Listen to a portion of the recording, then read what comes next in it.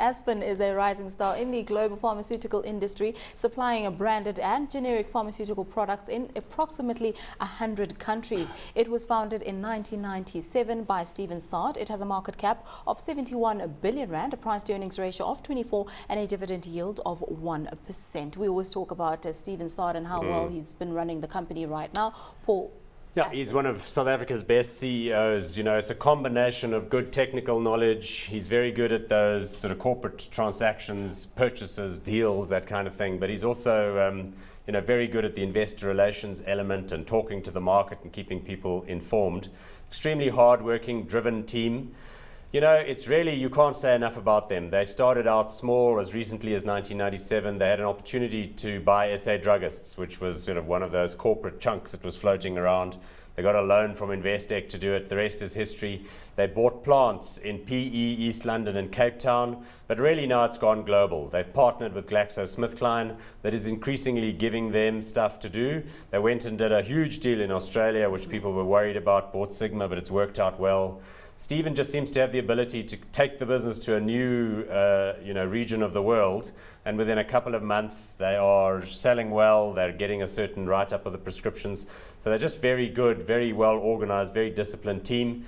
And there you go, share price, reaching all-time highs above 150 Rand. Fabulous, what a story. Indeed, like Paul is saying, Australia is pretty tough a market. We've had some of the other South African companies doing quite well, but Aspen doing quite well in Australia. What do you make of Aspen right now? Let's say firstly it's a South African success story. So a big thumbs up. They've managed to continually deliver good earnings, and you would have seen the last 5 years the share price climbs quite nicely, almost 400% up. Also, you're expecting earnings to continue to go to even higher levels. So you'll probably see a 25% up in earnings. They've put on board another 25 new patents with this GSK deal that you spoke about, and that's likely to up the bottom line. Australia's had a slow start a few years back.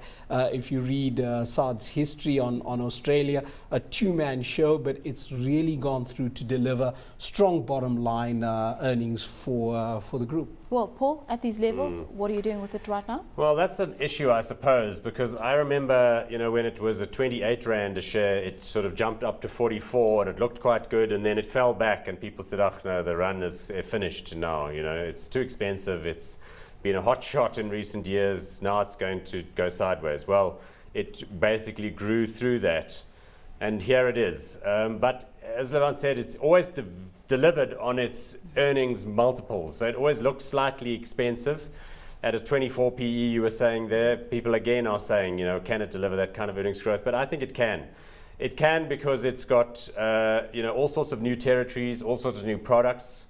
Remember what Glaxo does is it has taken stuff that is ex-patent, well-known antibiotics, well-known ointments, things of that nature, and it's given them to Aspen to distribute in the countries where Aspen is already active.